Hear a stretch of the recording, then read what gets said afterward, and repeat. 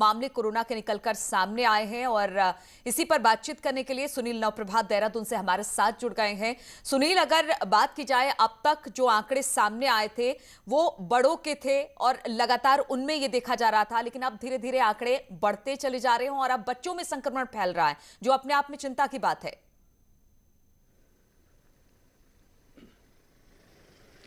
बिल्कुल नीलू, और एक्सपर्ट से जो हमारी बातचीत हुई इस संबंध में उनका कहना है कि चूंकि इस बार मास लेवल पर कोरोना पॉजिटिव केस आ रहे हैं, उत्तराखंड में अभी करीब 80,000 के आसपास एक्टिव केस हैं और इनमें बड़े पैमाने पर आप ये लगाए कि करीब 60,000 के आसपास लोग होम आइसोलेशन में हैं।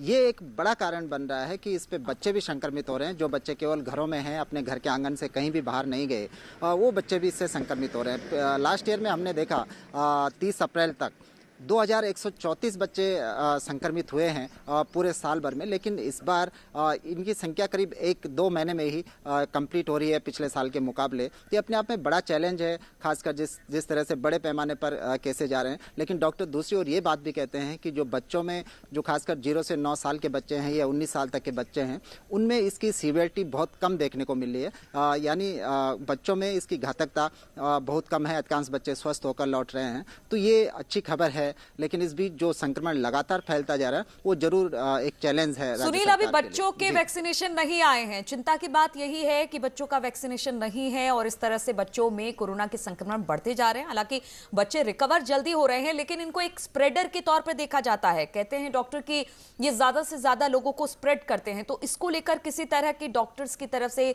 या स्वास्थ्य महकमे की तरफ से कोई गाइडलाइन, ताकि इन बच्चों को बचाया जा सके कोविड के संक्रमण से?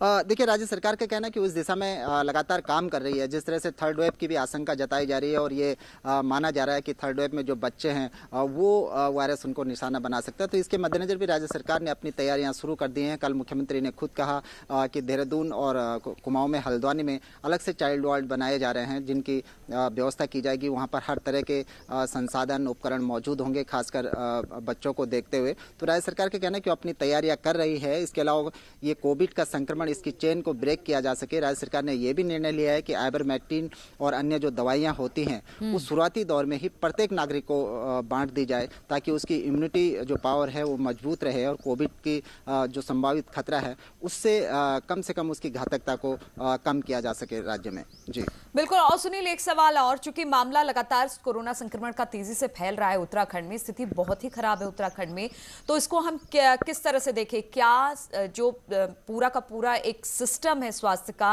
वो दुरुस्त नहीं है, जिसकी वजह से लोगों तक दवाइयां नहीं पहुंच पा रही हैं, इलाज नहीं पहुंच पा रहा है, कोविड कर्फ्यू के बावजूद मामले नहीं रुक रहे हैं?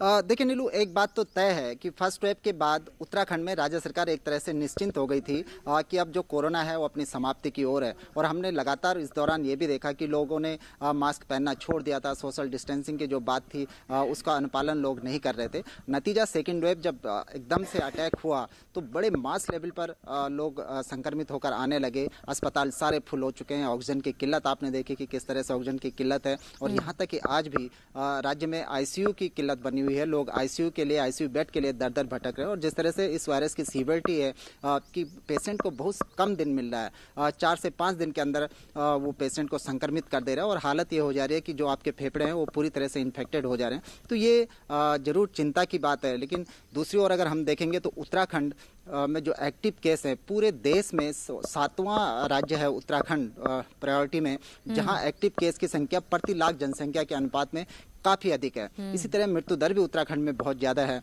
और खासकर जो पॉजिटिविटी रेट है वो भी उत्तराखंड में बहुत ज्यादा है। तो कहीं ना कहीं ये राज्य सरकार का एक शुरुआती दौर में जो लापरवाही रही, जो बिल्कुल सुनील, शुरुआती दौर में जो लापरवाही रही और उसी का खामियाजा अब उत्तराखंड को भुगतना पड़ा है। अभी तक तो बड़ों में ही संक्रमण तेजी से फैल रहा था, अब तो बच्चों में भी देखने को मिल रहा है। इसको लेकर सरकार को बिल्कुल गंभीर कदम उठाने की जरूरत है। बहुत बहुत शुक्रिया आपका हमारे